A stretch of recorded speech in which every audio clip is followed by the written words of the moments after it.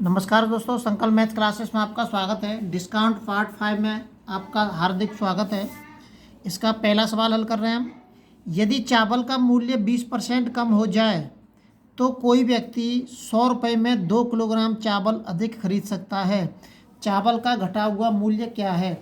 ये पूछ रहा है कि चावल का कोई मूल्य था, उस मूल्य में अगर 20% की कमी कर दी जाए तो 20% कम होने से वो व्यक्ति 100 रुपये में अब 2 किलोग्राम चावल ज़्यादा खरीद सकता है। मतलब ये समझ लीजिए एक भाषा में कि पहले वो 100 रुपये में 10 किलोग्राम खरीद रहा था, तो अब 100 रुपये में वो 12 किलोग्राम खरीद रहा है। ये एक समझने के अनुसार, समझने के लिए कि मान लीजिए कि पहले वो 100 रुपये में 10 किलोग्राम खरीद रहा था, तो 20% कम होने के बाद 100 रुपये में वो 12 किलोग्राम खरीद रहा है, मतलब 2 किलोग्राम ज़्यादा खरीद रहा है। तो वस्तु कितनी ज़्यादा खरीद रहा है? 2 किलोग्राम। ये क्या है हमारी? ये हमारी वस्तु है। और ये क्या है? ये हमारा मूल्य है, ये ध्यान रखना है। और मूल्य हमेशा, वस्तु हमेशा मूल्य की उल्टी होती है, मूल्य वस्तु का उल्टा होता है, ये ध्यान रखना चाहिए आपको। 20% की कमी हो रही है, तो 20% को क्या लिख सकते हैं हम? 1/5 लिख सकते हैं। कैसे लिख सकते हैं कि 20/100, परसेंटेज का बट्टे 100 आएगा, 20 पंजे 100 कट गया, 1/5 आ गया। तो समझ लीजिए पहले वस्तु का जो मूल्य था वो कितना था? 5 था, और अब घट के कितना हो गया? वो 1 की कमी हो गई उसमें। -1 हो जाने के बाद, 1 की कमी हो जाने के बाद वो 4 हो गया। ये हमारा प्रारंभिक मूल्य है, प्रारंभिक, और ये हमारा वर्तमान, ये पुराना मूल्य है और ये नया मूल्य है। ये ध्यान रखना है। ऐसे भी कह सकते हैं कि ये पुराना मूल्य और ये नया मूल्य है। और ये है क्या हमारा? ये मूल्य है। और नीचे लिख देता हूँ मैं वस्तु। वस्तु जो होती है मूल्य का उल्टा होती है। ये मूल्य का उल्टा तो 4 इधर आ जाएगा और 5 इधर आ जाएगा। अब देखिए ये जो दोनों वस्तु हैं, ये प्रारंभिक वस्तु हो गई और ये वर्तमान की वस्तु हो गई। पहले वो 4 वस्तु खरीद रहा था, 20% कम होने के बाद वो 5 वस्तु खरीद रहा है, मतलब एक वस्तु ज़्यादा खरीद रहा है। तो दोनों वस्तुओं का अंतर कितना होगा? 1 आएगा। 5 में और 4 में कितने का अंतर है? 1 का अंतर है। 20% कम होने से 1 का अंतर आ रहा है, लेकिन प्रश्न के अंदर वस्तु का अंतर कितना है? 2 किलोग्राम। तो वस्तु का अंतर बराबर वस्तु का अंतर, 2 किलोग्राम हो गया। अब इस 1 का इसमें भाग देंगे, 2 किलोग्राम ही आएगा। इस 2 किलोग्राम का मैं यहाँ पर गुणा कर देता हूँ। 2 × 5 बराबर के 10। 10 वस्तु खरीद रहा है वो, और इसमें गुणा करूँगा मैं इस 2 का, तो 2 चौक 8, 8 वस्तु। मतलब पहले वो 8 वस्तु खरीद रहा था, या पहले वो 8 किलोग्राम खरीद रहा था, तो अब वो कितना खरीद रहा है? 10 किलोग्राम खरीद रहा है। ये ध्यान रखना। आप किलोग्राम भी लिख सकते हैं इसको, या 10 किलोग्राम, इसको भी लिख सकते हैं, या 8 किलोग्राम। ठीक है। पहले वो 8 किलोग्राम वस्तु खरीद रहा था, 8 किलोग्राम चावल खरीद रहा था। 20% कम होने से वो 10 किलोग्राम चावल खरीद रहा है।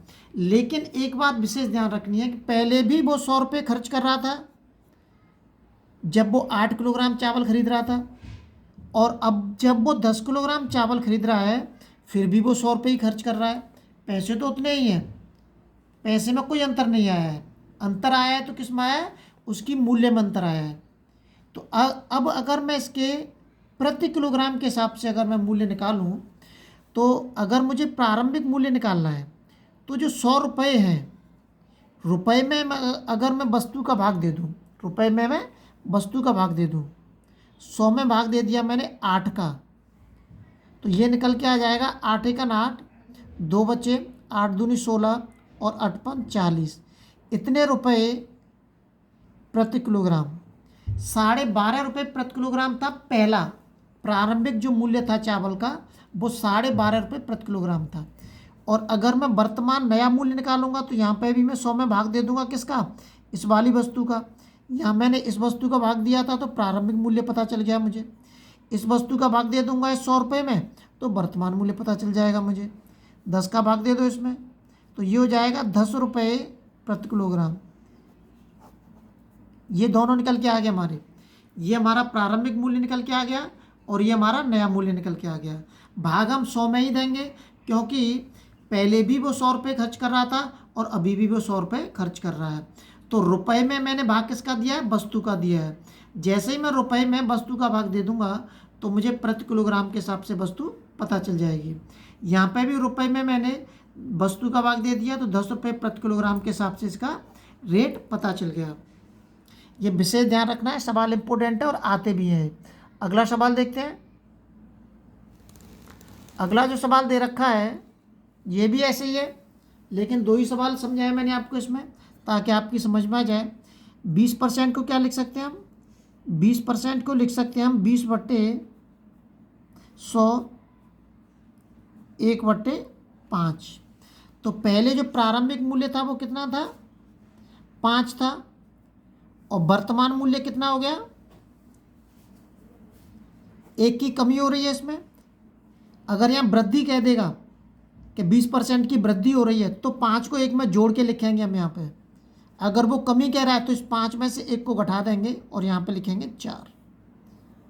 ठीक है, 5 में से 1 को घटा दिया मैंने तो 4 हो गया। ये है क्या हमारा मूल्य, और ये क्या हमारी वस्तु। वस्तु उल्टा होती है मूल्य का। दोनों वस्तुओं का अंतर कितना है, 1 है। प्रश्न के अंदर अंतर कितना है, 3.5। इसका क्या करेंगे, इसका इसमें गुणा कर दीजिए आप, सीधा गुणा कर देता हूँ। 5 25, 5 15, 16 17, 17.5 किलोग्राम। इसका इसमें गुणा कर दीजिए, 4 पंजे 20, 4 12, 13 14, इतने किलोग्राम।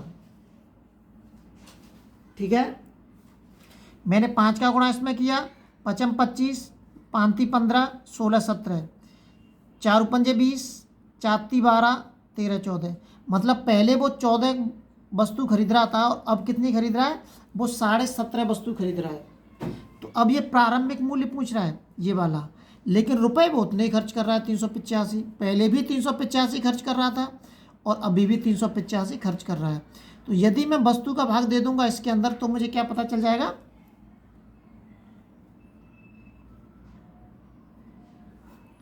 भाग दे दीजिए इसमें।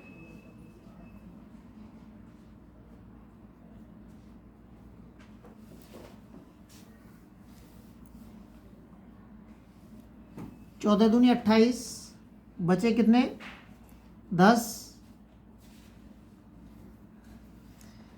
14 छिक्के 84,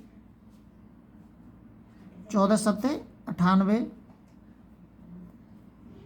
27,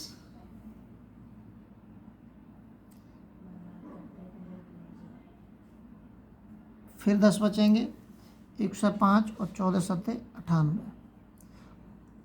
ये आ गया, इतने रुपए प्रति किलोग्राम के हिसाब से इसका वस्तु आ जाएगा। इस तरीके से हम वस्तु का मूल्य ज्ञात करते हैं। ये ध्यान रखना है आपको कि ये हमारा प्रारंभिक मूल्य पूछ रहा है तो मैंने प्रारंभिक मूल्य निकाल लिया। अगर वो पूछता वर्तमान मूल्य तो आप इसका 385 में 17 का भाग देते। किसका देते, 17.5 का भाग देते 385 में, तो आपका क्या पता चल जाता, वर्तमान मूल्य पता चल जाता। ये हमारा क्या है, प्रारंभिक मूल्य है हमारा। ये आ गया हमारा प्रारंभिक मूल्य। अगले वीडियो में आपसे फिर मिलते हैं। जब तक आप अपने लेवल पर वीडियो को शेयर जरूर करें।